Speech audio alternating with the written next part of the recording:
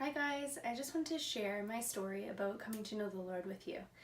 So it starts back when I was a teenager and I grew up quite insecure. So I was insecure about my weight, about friendships that I had, and just kind of that frenemy social status, having friends that maybe weren't really for real and talked about you behind your back and things like that. So out of this insecurity, I started to experiment with drugs. So weed was the first drug that I experimented with, and quickly I moved into heavier chemicals like ecstasy, mushrooms, and eventually cocaine. Cocaine was my favorite addiction, and I stayed in that addiction for quite some time.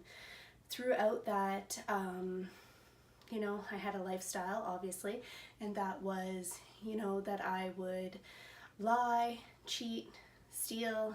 I was in a relationship with my now husband, then boyfriend, Ray, and at kind of one of the lowest points of my addiction, I slept with his best friend to get back at him, and I got pregnant with my first daughter. And when I got pregnant, I was able to stop doing cocaine because I had a reason to stop. And I had my first daughter, and when I got pregnant, I didn't know who the father of that baby was. And I remember being in my bathtub and I would be crying and I'd be like, oh God, I don't know if you're real, but if you are, make my baby come out black, because there was a race difference between the two men that I had slept with. So she did come out, a beautiful baby girl, and she was white, and so that meant that she was not my boyfriend's, but that she was the best friend's. And you can imagine the heartache and turmoil that that brought into my relationship. And so I went back into drug use, not super heavy drugs because moms didn't do cocaine, but I did smoke weed, and I developed a heavy sense of dependency on alcohol. So back it up for 1 second. So I did end up staying with my boyfriend Ray. He ended up standing by my side, which, sometimes I still don't understand, but that is my reality. And he, really showed me what love could be like. I have to give that to him first. Before I knew Jesus and the love of God, he was somebody who loved me through thick and thin and for who I really was at the time, even though that wasn't, always the best person.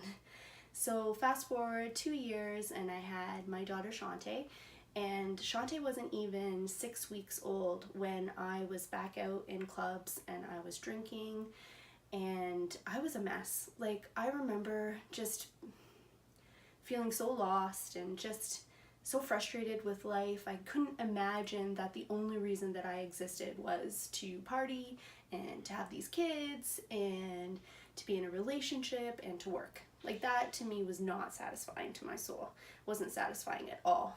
So I remember starting to think thoughts like, oh, well, is this all that life really is? And I would have some conversations with my friends and they'd be like, oh, Lisa, whatever.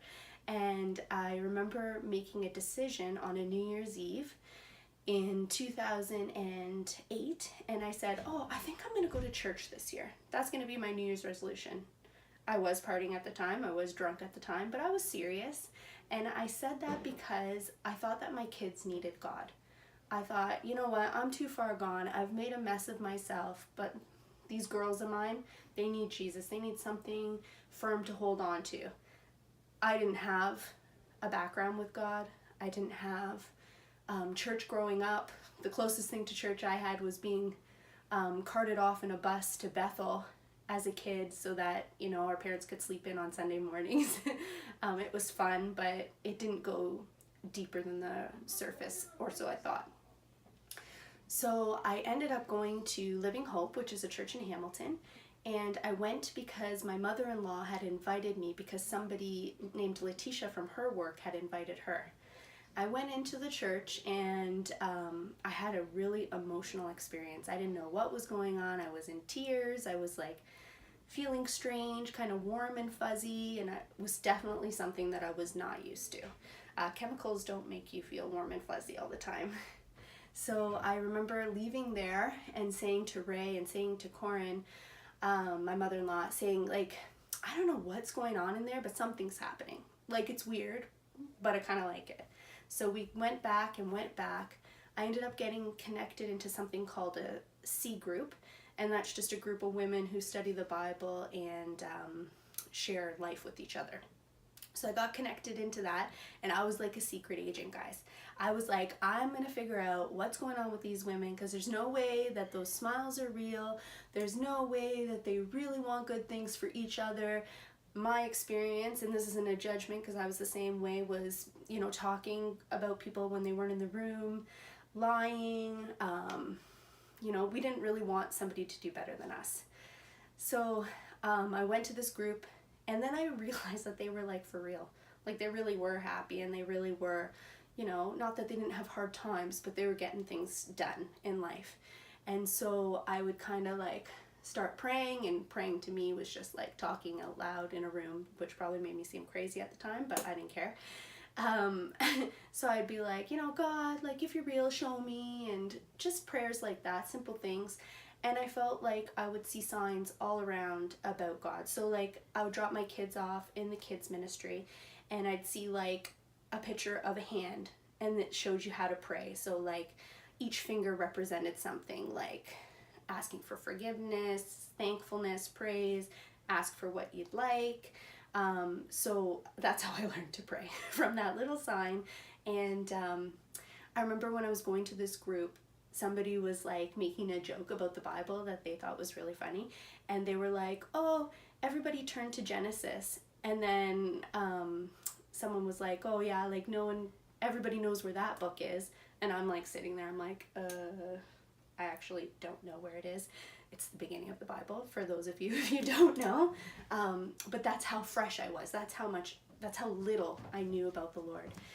So I remember I was counting the cost to having a relationship with God. I was like, okay, so I feel like God's probably real by this point, because I'd gone to church, I'd experienced him, I heard things in the service that weren't your normal messages, but they related to real life. So even though the Bible was written 2,000 years ago, it'd be like, treat others well if you want to do well in life, and be generous with your time and your talents. And those were things that resonated in me, that I wanted to be as a member of society.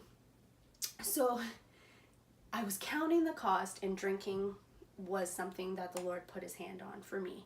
And that doesn't mean that everybody has to not drink. I believe it's a personal conviction between you and the Lord, but for me, it was something that I used as a crutch. It was something that I was dependent on to function in life. And so the Lord told me that I would have to stop drinking. And I'm like, really, Jesus? Like, I'd read a little bit more of the Bible by now, and I'm like, you turned, you know, water into wine. How can you tell me not to drink? And all of this kind of thing.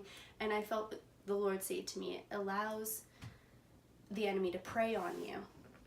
And I'm like, okay. Well, think of my life, you know, I was definitely more agreeable when I was drinking. I was definitely more vulnerable when I was drinking. I was putting myself into situations that weren't safe. I was leaving my family and my boyfriend to go out to get attention from men that I didn't even know. And so, yeah, I think that was the truth. And so I decided, after a long night of drinking on a Saturday night, that on Sunday morning I would start a relationship with Jesus. I'm like, why not? You know, now is as good a time as any.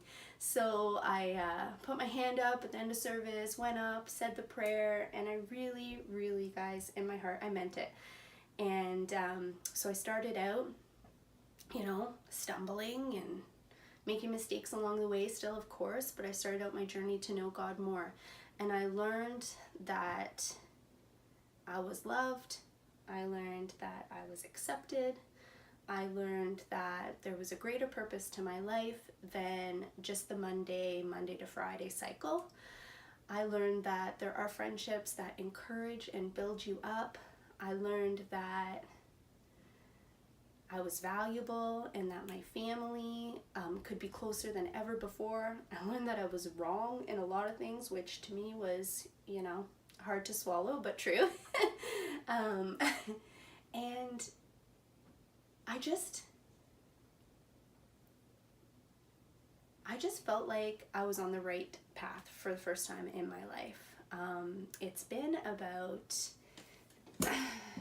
10 years since I've been in a relationship with the Lord. Since then, I've got married to Ray. He stood by me through the whole thing. Like, honestly, guys, best guy ever.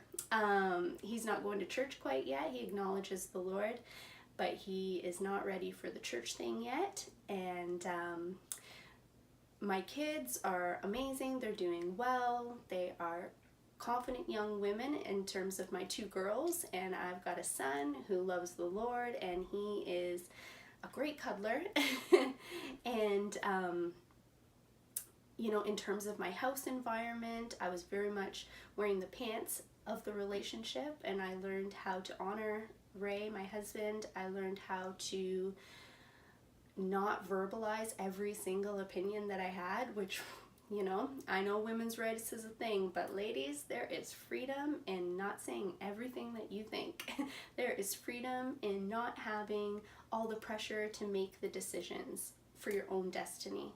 I love that I can speak to God as if I'm speaking to a friend. I get answers through the Bible and through just whisperings in my spirit. I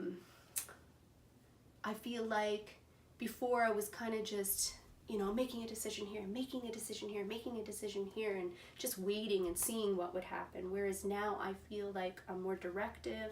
I'm on a certain path. I know some long-term goals, which is never a thing for me, and short-term goals, and I'm seeing success in those. So it has brought traction to my life. It has brought an anchor to my life. You know, I know the church has bad rap sometimes, and we've done things to mess up sometimes, but ultimately I go to a great church, and they are filled with more people that I agree with than I don't, with similar principles that want to see something happen in other people's lives for the Lord. I'm so thankful that I found God. I'm so thankful that my life was changed. It was saved, really. Like, I don't know where I'd be right now, guys, if I stayed on that same path, but I'm sure it wouldn't be good. A scripture that I call my life scripture is in Philippians, and it's 4:8, and it says, whatever things are good, whatever things are noble, whatever things are of good rapport, focus then on these things. And if you know me at all, you know I'm an ultimate optimist, and I think that sums me up. I found that definition in the Word, and I hold tight to that even when things aren't going good. Thank you so much for listening. I really appreciate it.